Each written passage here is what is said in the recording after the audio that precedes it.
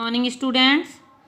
आज आप अपनी पाठ्य पुस्तक रिमझिम से पाठ 2 जैसा सवाल वैसा जवाब कहानी पढ़ेंगे।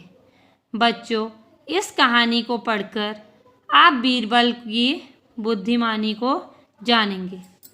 बादशाह अकबर अपने मंत्री बीरबल को बहुत पसंद करता था, क्योंकि बीरबल बहुत बुद्धिमान था। बीरबल की बुद्धि के आगे बड़े बड़ों की भी कुछ नहीं चल पाती थी। कितने ही भी बुद्धिमान बीरबल के सामने हार मान जाते थे। इसी कारण कुछ दरबारी बीरबल से जलते थे। दरबार के अन्य लोग बीरबल से जलते थे। वे बीरबल को मुसीबत में फंसाने के तरीके सोचते रहते थे। वो हमेशा बीरबल को मुसीबत में फंसाने के लिए नई नई तरकीबें सोचा करते थे। अकबर के एक खास दरबारी ख्वाजा सरा को अपनी विद्या और बुद्धि पर बहुत अभिमान था। ख्वाजा सरा को अपनी बुद्धि पर बहुत घमंड था। बीरबल को तो वे अपने सामने निरा बालक और मूर्ख समझते थे। वे बीरबल को मूर्ख समझते थे, लेकिन अपने ही मानने से तो कुछ होता नहीं। दरबार में बीरबल की ही तूती बोलती और ख्वाजा साहब की बात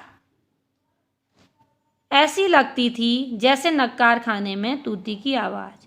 नक्कार खाने में तूती की आवाज़ होता है शोर शराबे वाली जगह में सामान्य सी बात। तो दरबार में ख्वाजा साहब की बात ऐसी लगती थी कि तूती की आवाज़, सामान्य सी बात। ख्वाजा साहब की चलती तो वे बीरबल को हिंदुस्तान से निकलवा देते, लेकिन निकलवाते कैसे? ख्वाजा सरा की तो चलती नहीं थी। एक दिन ख्वाजा ने बीरबल को मूर्ख साबित करने के लिए बहुत सोच विचार कर कुछ मुश्किल प्रश्न सोच लिए। एक दिन ख्वाजा सरा ने कुछ कठिन प्रश्न सोच लिए। उन्हें विश्वास था कि बादशाह के उन प्रश्नों को सुनकर बीरबल के छक्के छूट जाएंगे, यानी कि बीरबल हार मान जाएंगे। उनको इन प्रश्नों के उत्तर नहीं आएंगे। वो लाख कोशिश करके भी संतोषजनक उत्तर नहीं दे पाएगा। फिर बादशाह मान लेगा कि ख्वाजा सरा के आगे बीरबल कुछ नहीं है, यानी कि ख्वाजा सरा अधिक बुद्धिमान है। ख्वाजा साहब अचकन पगड़ी पहनकर दाढ़ी सहलाते हुए अकबर के आगे के पास पहुँचे और सिर झुकाकर बोले, बीरबल बड़ा बुद्धिमान बनता है, आप भी उसकी लंबी चौड़ी बातों के धोखे में आ जाते हैं। मैं चाहता हूँ कि आप मेरे 3 सवालों के जवाब पूछकर उसके दिमाग की गहराई नाप लें, यानी कि आप इन प्रश्नों को पूछकर ये जांच लें कि वो कितना बुद्धिमान है। उस नकली अक्ल बहादुर की कलई खुल जाएगी। यदि वह इन प्रश्नों का उत्तर दे देगा तो लगेगा कि वह बुद्धिमान है, नहीं तो वो मूर्ख माना जाएगा। उसके बुद्धिमानी का भेद खुल जाएगा।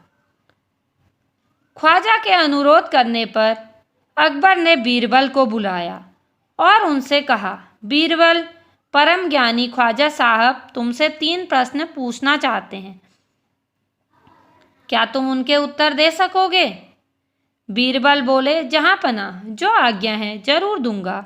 खुशी से पूछें, आप इन प्रश्नों के उत्तर खुशी से पूछ लें, मुझे कोई ऐतराज़ नहीं है। ख्वाजा साहब ने अपने 3 सवाल लिखकर बादशाह को दे दिए। अकबर ने बीरबल से ख्वाजा का पहला प्रश्न पूछा, संसार का केंद्र कहाँ है? बीरबल ने तुरंत जमीन पर अपनी छड़ी गाड़कर उत्तर दिया, यही स्थान चारों ओर से दुनिया के बीचों बीच पड़ता है। यदि ख्वाजा साहब को विश्वास न हो तो वे फीते से सारी दुनिया को नापकर दिखा दें, क्योंकि दुनिया नापी नहीं जा सकती है कि मेरी बात गलत है। अकबर ने दूसरा प्रश्न किया, आकाश में कितने तारे हैं?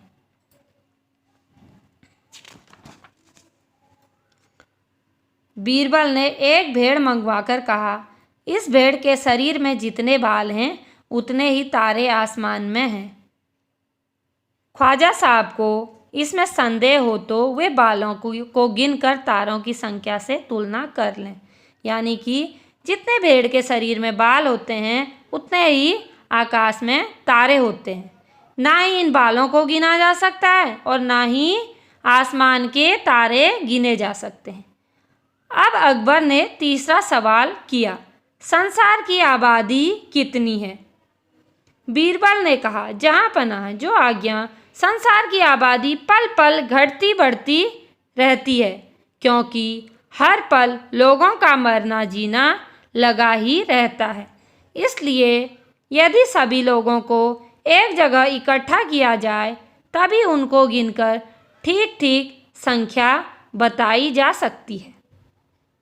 बादशाह तो बीरबल के उत्तरों से संतुष्ट हो गया, लेकिन ख्वाजा साहब नाक भौं सिकोड़कर बोले, ऐसे गोलमोल जवाबों से काम नहीं चलेगा। यानी कि ऐसे जवाबों से काम नहीं चलेगा, आप स्पष्ट उत्तर दें। बीरबल बोले, ऐसे सवालों के ऐसे ही जवाब होते हैं, पहले मेरे जवाबों को गलत साबित कीजिए तब आगे बढ़िए।